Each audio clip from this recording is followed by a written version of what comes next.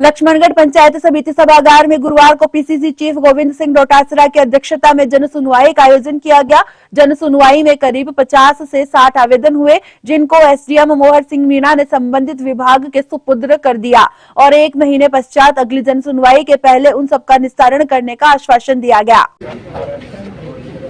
एक देश एक चुनाव की तो देश के प्रधानमंत्री जी बात कर रहे हैं, वो विषय तो आगे का है। यहाँ पर राजस्थान में नई जो भारतीय जनता पार्टी की भजन लाल जी के नेतृत्व में सरकार बनी है, उन्होंने अपने बजट भाषण में ये कहलवाया है कि हम 1 स्टेट 1 इलेक्शन करेंगे। ये कहना बहुत आसान है, कर नहीं पाएंगे, क्योंकि जो कानून है वर्तमान में वो केंद्रीय कानून है पंचायती राज का, और केंद्रीय कानून में कोई संशोधन जब तक नहीं हो सकता जब तक आप चाहे जैसे मनमर्जी से नहीं कर सकते। और राज्य में भी जो चुनाव है उसको आप पहले नहीं करा सकते, 6 महीने से ज़्यादा रोक नहीं सकते। सरकार कवायद कर रही है, लेकिन सरकार की कवायद मुझे कहीं न कहीं ये लग रही है कि इनको भय है, डर है कि हम चुनाव जीत नहीं पाएंगे और हमारी छवि और ज़्यादा खराब हो जाएगी।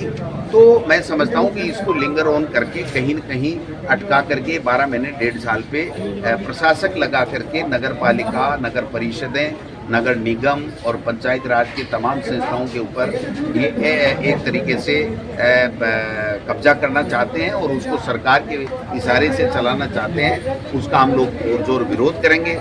एक चुनाव और एक स्टेट करें, हमें आपत्ति नहीं, बट वो कर नहीं पाएंगे तो प्रशासक लगा करके आप 1.5 साल पंगु करना चाहते हो, जनप्रतिनिधियों को घर बैठाना चाहते हो, ये कतई मैं समझता हूँ कि कोई स्वीकार नहीं करेगा, हम लोग स्वीकार नहीं करेंगे।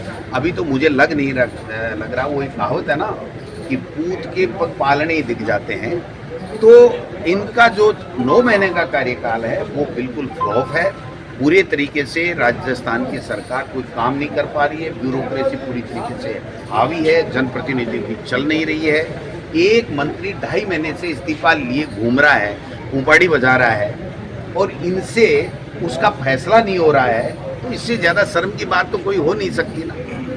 एक एमएलए ये कह रहा है मेरा कोई काम नहीं हो रहा है, हम कहाँ जाएं, मंत्री मिलते नहीं हैं, तो इससे बड़ा दुर्भाग्य क्या हो सकता है। तो मैं समझता हूँ कि ये जो सरकार है वो पूरी तरीके से दिल्ली से आई हुई पर्ची के आधार पर चलती है। इनका अपने विवेक से कोई काम नहीं कर पा रहे हैं और ब्यूरोक्रेसी पूरी तरीके से हावी है। आज आप बताइए कि पूरी गर्मी निकल गई और जो हमने पेयजल के कार्य हमारी सरकार के समय स्वीकृत कराए थे, टेंडर प्रक्रिया जारी हो गई थी, उसको रोक दिया गया। आज तक वो रोक नहीं हटाई। हमारी सड़कें लक्ष्मणगढ़ में जो स्वीकृत हो गए, कार्य चालू हो गए, उसको ये आदेश दे दिया गया कि जो सड़क जहां पर है वहीं उसको बंद कर दिया जाए, खड्डा बूर के बंद कर दो, सड़क आगे नहीं बनानी है। तो इससे बड़ा दुर्भाग्य क्या हो सकता है, इससे बड़ी फेलियर इस सरकार की क्या हो सकती है, मेरे समझ से परे है।